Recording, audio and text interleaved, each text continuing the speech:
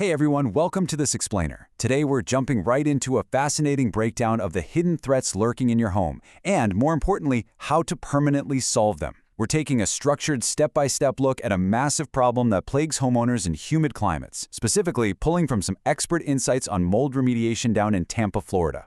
We're going to break down exactly what true remediation actually looks like, why those weekend DIY methods almost always fail, and how to keep your home safe for good. Let's get into it. Let's kick things off with a pretty crucial question for anyone living in a humid environment.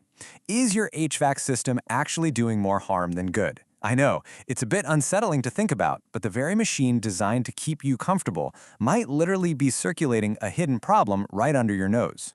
You see, with Tampa's endless subtropical heat, that AC runs almost year-round. And because of the constant condensation, cold coils, and clogged drain pans, your air conditioning unit is essentially a perfect incubator for spores. It creates an endlessly damp, pitch-black environment right inside your home's respiratory system. And the danger here is absolutely massive. Get this, 30 to 40% of all mold growth in structures happens completely out of sight in places like your ductwork. Think about that. You could have a totally pristine-looking home on the surface, while a massive mold colony is just thriving right behind the vents. So what are the red flags we need to watch out for? Well, look for musty odors right when the AC kicks on, or maybe unexplained allergy and asthma symptoms that mysteriously clear up the second you leave the house. You might also see visible dark spots around the registers. If you're experiencing any of these diffuse symptoms, the EPA actually warns against running your system at all because it can spread spores throughout the entire building in a matter of minutes. So, Section 1. True remediation explained, fixing the root cause, not just the surface. This concept right here completely changes how you should view dealing with mold. It is not a housekeeping chore, it's a structural intervention. Just wiping away a spot with household bleach, that doesn't do a single thing to the root structure. Mold removal is basically a cosmetic band-aid. True remediation, on the other hand, is a systematic, scientific methodology that actually targets the source of the problem. The source material lays out this definitive 5-step protocol that the pros use to ensure the problem is eradicated permanently. You've got assessment, containment, removal, treatment, and finally, clearance. Let's look at exactly how these work together to get the job done right. First up, you have to find the actual moisture source, like a hidden roof leak or backed up AC condensation, and then lock down the room. The absolute crucial point here is that before anything is even touched, the area is sealed off with heavy polyethylene sheeting so spores cannot escape into your clean rooms. They literally use negative air pressure machines with HEPA filters to trap airborne spores as they work. It's like a quarantine zone. Then comes the heavy lifting. You can't just wipe down porous materials like drywall or insulation. Actually, scratch that. You shouldn't even try. They have to be bagged and tossed out in strict compliance with regulations. That's followed by deep root-level biocide treatments on everything left behind. We aren't talking about standard under-the-sink household cleaners here. Professionals use EPA-registered antimicrobials designed specifically to penetrate and completely neutralize the colony. And step 5 is the ultimate proof that it actually worked. An independent inspector comes in and takes air and surface samples for a certified lab to verify the air is clean. This gives you objective, legally defensible proof that your indoor environment is fully restored to a healthy baseline before anyone moves back into that space. No guessing involved. Which brings us to Section 2, the DIY cost trap. Why cutting corners actually costs you more. Look, I totally know it's tempting to try and fix it yourself to save some cash, but let's look at the staggering numbers here. Industry data shows that between 58 to 67%, averaging right around 63%, of DIY mold fixes fail within just 6 months. Why? Because consumer products completely lack the penetrating power needed. Plus, DIY attempts usually just ignore that hidden moisture source we talked about earlier. Let's break down the 5-year financial reality. Dropping a couple $100 on DIY supplies seems super cheap, right?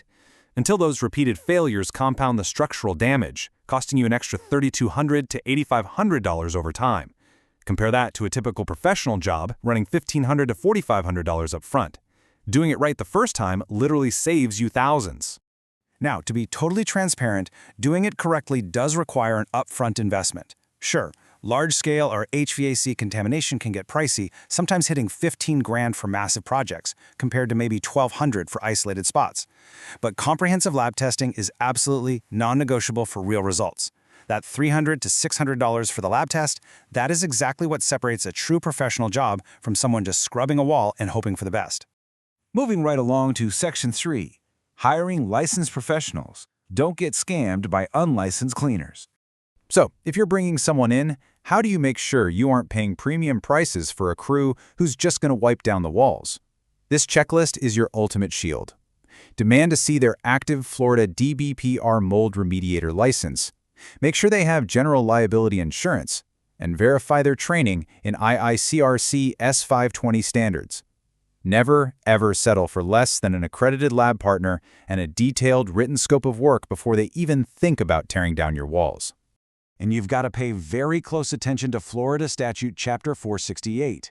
This law is incredibly important for projects over 10 square feet because it prevents a major conflict of interest. The company doing the testing shouldn't be the same exact company profiting from the cleanup. You always want an independent assessment dictating the scope of the work. Okay, Section 4, long-term mold prevention, keeping mold from coming back. Because here's the absolute hard truth. Remediation is just the starting line. Eliminating the moisture source is completely non-negotiable.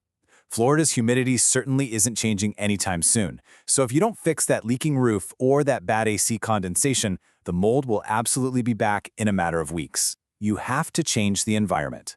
If you happen to live in an older pier and beam home with a vented crawl space, sealing the whole thing off with a heavy vapor barrier and a dedicated dehumidifier is the single most impactful investment you can make.